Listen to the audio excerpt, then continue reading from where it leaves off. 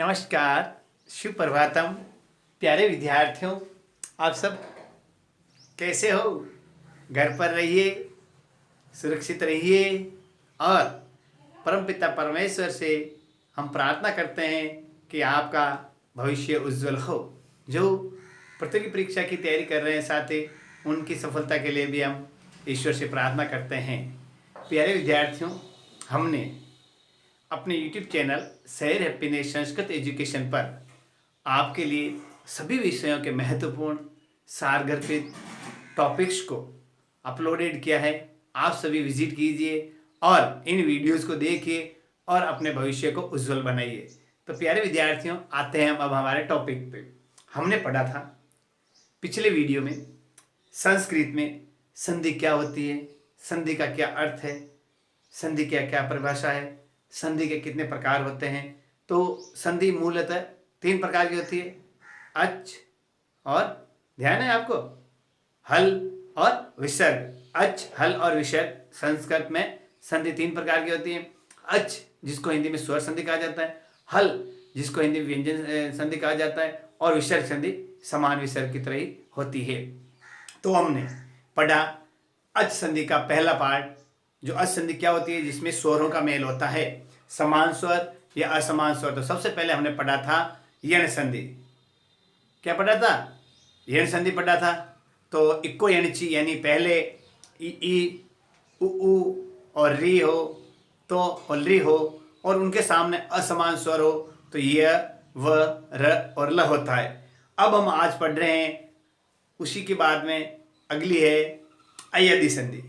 क्या होती है अयदि संधि? इसके बारे में आपको थोड़ा समझाना चाहता हूं कि जब पहले ए आई ओ आ जाए, उनके बाद में असमान स्वर आए, यानी ए आई ओ के अलावा, तो अय आय औ आव बन जाते हैं। इनको मैं आपको विधिवत उदाहरण से समझाऊंगा। तो आइए पढ़ते हैं। हमारा आज का टॉपिक है अयदि संधि। अयदि संधि का देखो, इसका एक सूत्र है, वो भी आपको भी याद होना चाहिए कि संस्कृत में सूत्र भी बहुत महत्वपूर्ण होते हैं। तो मैं सूत्र के माध्यम से आपको समझाना चाहता हूं। एओ वाच क्या है सूत्र हमारा? एओ वाच। तो मैं देखो आपको लिखवा रहा हूं, आप भी लिखिए। आपको देखो, ये है ए, लिखिए आप, मेरे पीछे पीछे लिखना आप इस सूत्र को। जो एचओ, इसको ऐसे कर, इसको अ बोला जाता है, ऐसा समझे?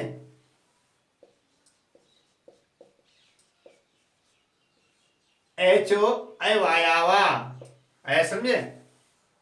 ये इसका सूत्र है। इसके द्वारा क्या होती है? ये महत्वपूर्ण सूत्र है। इससे अयदि संधि बनती है। यह सूत्र है महत्वपूर्ण। एवो अवायाय एचो अवायावा, एचो अय वायावा।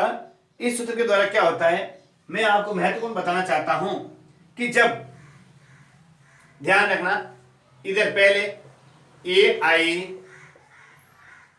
ओ औ ये हो और इनके साथ में असमान स्वर, यानी इनके द्वारा, इनके अलावा जो ये होता है ना ए आई ओ औ, इनके साथ में कोई अन्य असमान स्वर हो तो क्या बनेगी? एओ वाच, ये संधि बनेगी। असमान है, समझे? ये इनके स्थान पे ये आदेश हो जाता है तो अयदि संधि बन जाती है। क्या हो जाता है? अयदि आदेश, अयदि संधि का निर्माण होता है। कैसे? अब मैं आपको एक एक विषय समझाना चाहता हूं। यदि वाक्य के पहले ए आई हो, उनके स्थान पे हम क्या बनाएंगे? यानी क्या बन जाता है? अय आय, ये ध्यान रखना, आय है, आय हो जाता है, हम समझाए, और औ और आओ हो जाता है। ये 4 शब्द बनेंगे, अय आय औ और आओ। जब वाक्य में आप देखेंगे इन शब्दों की ध्वनि आए तो आपको अयदि संधि समझना है। समझ आ गया आपका? जैसे मैं आपको बताना चाहता हूं, एच यानी एच, जो एच होता है ये ए ओ आई, ए आई ओ औ को बोलते हैं एच। अय वायावर, अय औ और आव और आई आए, औ और आओ, आई है आओ, आए समझ, औ आए और आओ, इस प्रकार ये शब्द बनेंगे। मैं आपको एक बताना चाहता हूं। सबसे पहले देखो, ए के साथ में अच लगाएंगे। अच का मतलब होता है असमान स्वर। ए के साथ ए नहीं लगाना, आ ई उ इनमें से कोई एक अक्षर आएगा तो क्या बनेगा, अय बन जाएगा। क्या बन जाएगा, अय। ये पहला नियम है। ए के साथ में अच लगाने से अय बनता है। इसको कैसे सिद्ध करेंगे मैं आपको बताना चाहता हूं।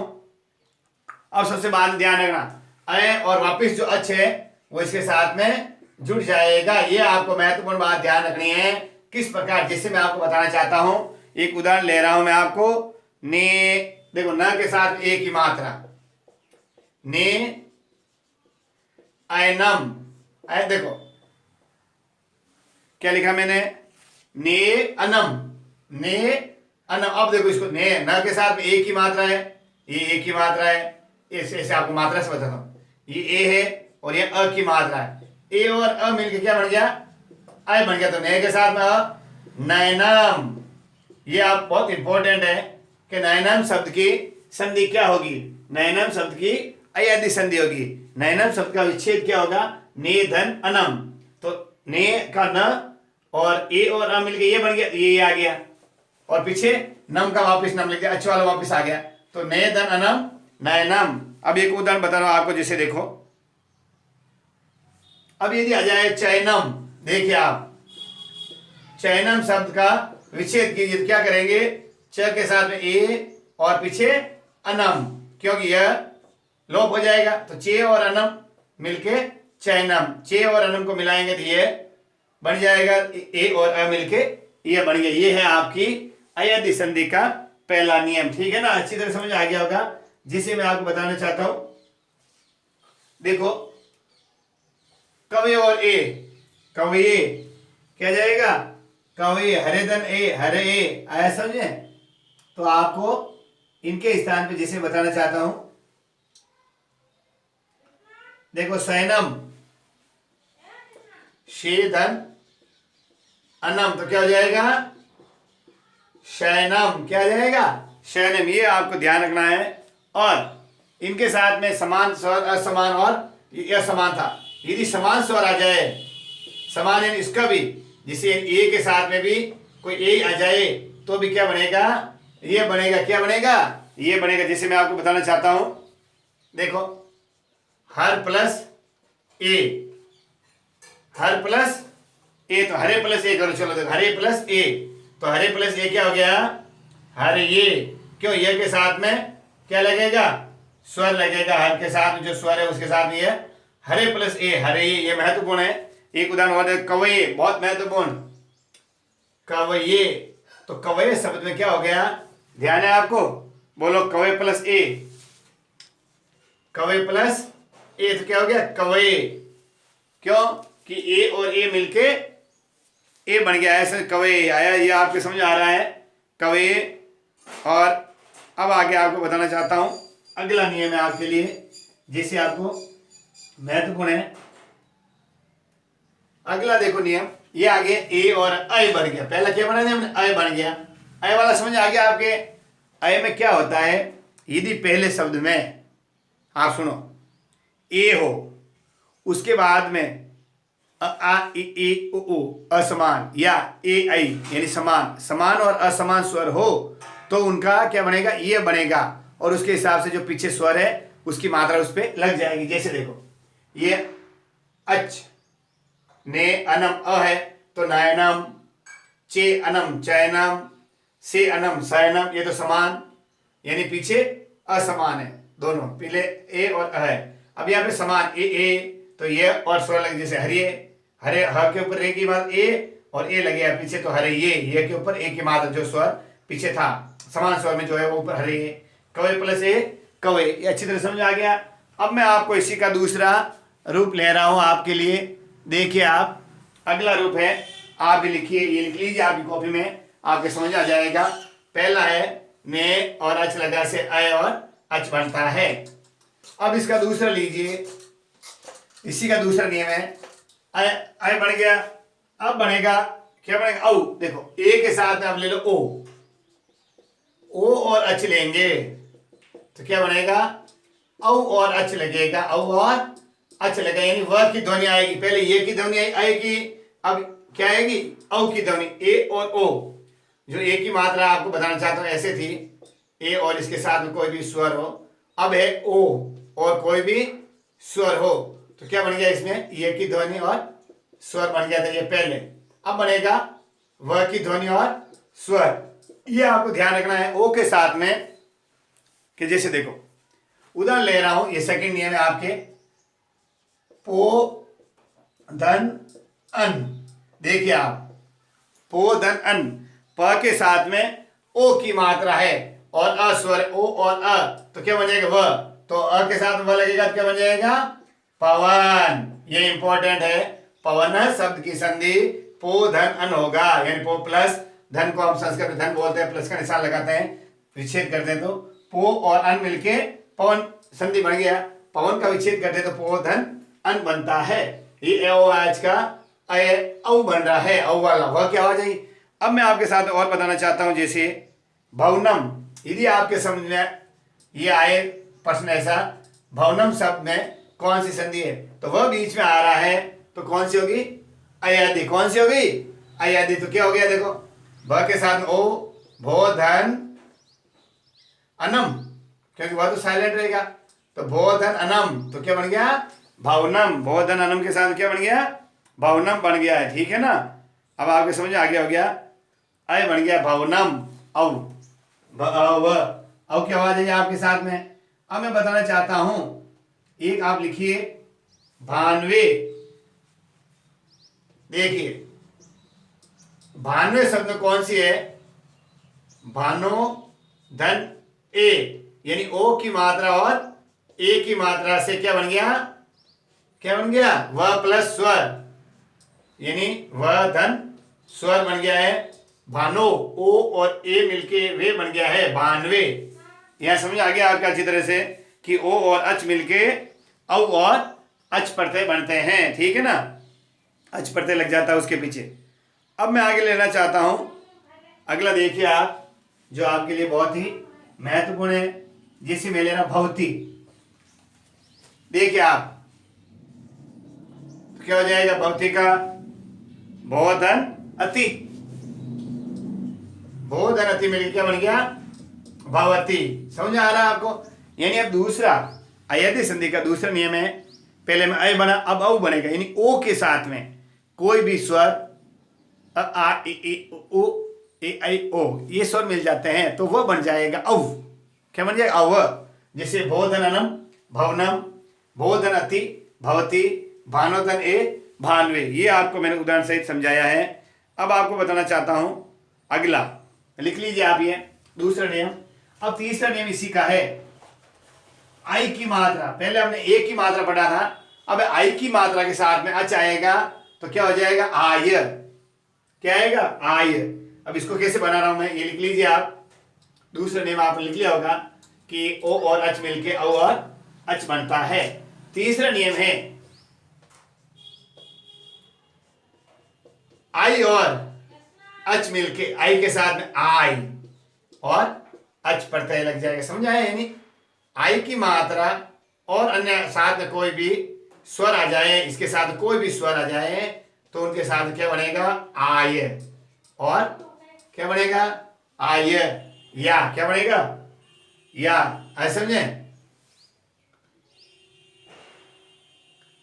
आय की आवाज आएगी, यानी किसकी, यह की आवाज आएगी और आ के साथ में, और अच पर स्वर लग जाएगा इसके साथ। समझ आई, तो क्या है, आ की आवाज, आय, आई, आ पहले आ की आवाज, और ये इसमें आय बनेगा और इसमें औ बनेगा, पहले वाला वो इसमें आय, ठीक है ना, आय औ आय। अब जैसे देखो, इसको मैं उदाहरण से आपके लिए समझा रहा हूं। सबसे पहले लेते हैं गायक। देखो आप, गायक, आय की आवाज है इसमें।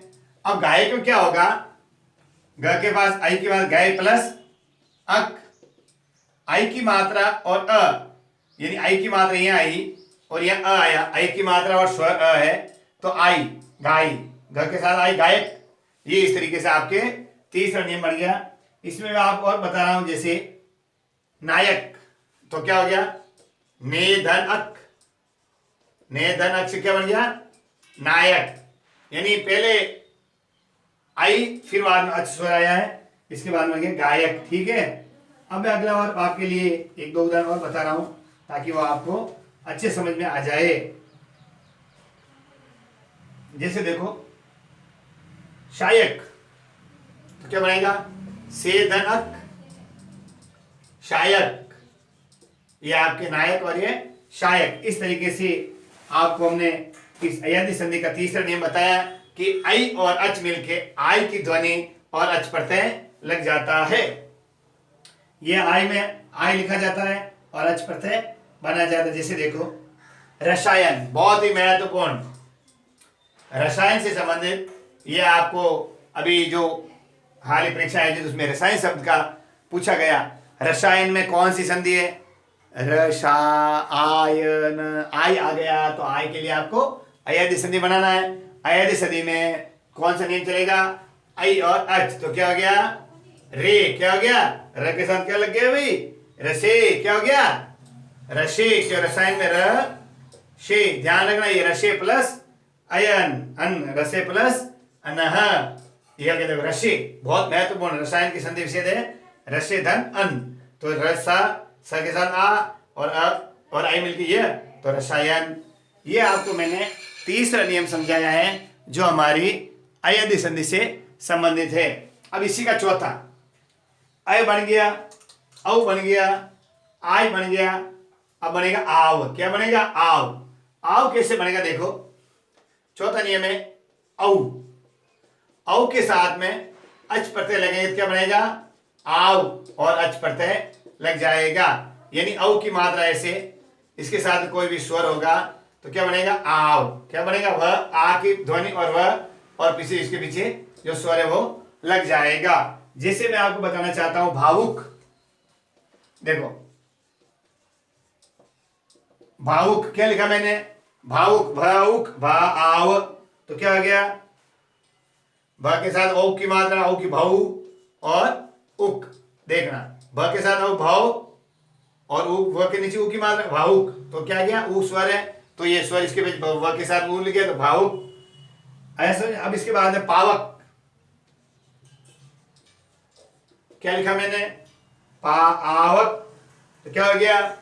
पौधन अक, पौधन अक, औ की मात्रा और अ मिल गया, औ और औ मिलके आव, पावक, प के साथ आव की आवाज, प के साथ आव क्या? पावक। इस तरीके से मैंने आपको ये समझाया है कि किस प्रकार हमने आज अय्यदी संधि के बारे में पढ़ा है। जैसे आगे बताना चाहता हूं, देखो एक उदाहरण और लिख लीजिए आप।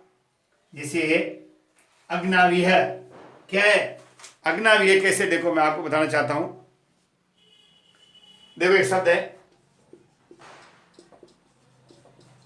अग्नावीह, इसका संधि विच्छेद कीजिए तो क्या हो जाए? क्या आएगा? अग्नौ, क्या आएगा? अग्नौ, अग्नौ, अग्नौ औ की मात्रा और पीछे है क्या आएगा? इह, क्या आएगा? इह, अग्नौ इह, यानी औ की मात्रा और ई की मात्रा, तो क्या हो गया?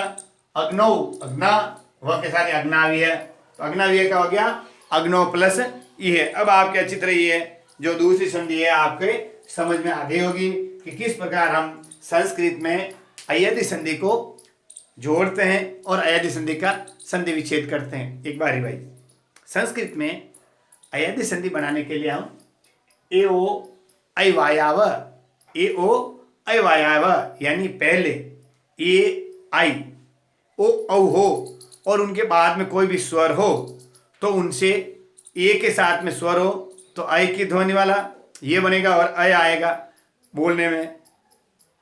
आई के साथ में स्वर हो तो आई, आई और आय, और ओ के साथ में स्वर हो तो औ, और औ के साथ में स्वर हो तो आव, आई आय, औ आव। ये जो हमने बताए हैं जो ध्वनि में आता है, जैसे मैं आपको बता रहा हूं, जो मैंने पहले ए अच, ओ अच, आई अच और औ अच, तो आई, औ, आय और आव, ये मैंने आपको हमारे इस आज की वीडियो में आपको बताएं। जैसे सबसे पहले है ए और एच के लिए भवनम, तो क्या हो जाएगा, हैं क्या हो जाएगा भवनम का, बताइए आप, हैं भवनम का क्या हो जाएगा, भवदनम, आया समझे। अब हो जाएगा उसके पहले, जिससे पहले लेते नयनम, नयनम शब्द, नेधन अनम, एक ही मात्रा, नयन,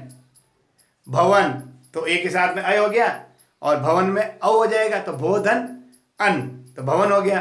अब आगे चल रहा तीसरा, कौन से वाला, ये अय और आय, अय और आय, जैसे गायक तो गेधन अक, अय की मात्रा और अक गायक।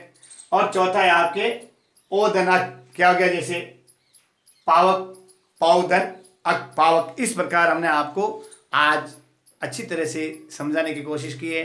आप भी हमारे अपने YouTube चैनल शहर अपने संस्कृत एजुकेशन को ज़्यादा से ज़्यादा बच्चों तक पहुँचाइए, ताकि इस लॉकडाउन में बच्चे ज़्यादा से ज़्यादा पढ़ सके। एक निवेदन, राज्य सरकार का भी आदेश हो गया है कि हर विद्यालय में व्हाट्सएप पे ग्रुप बना के बच्चों को पढ़ाया जाए।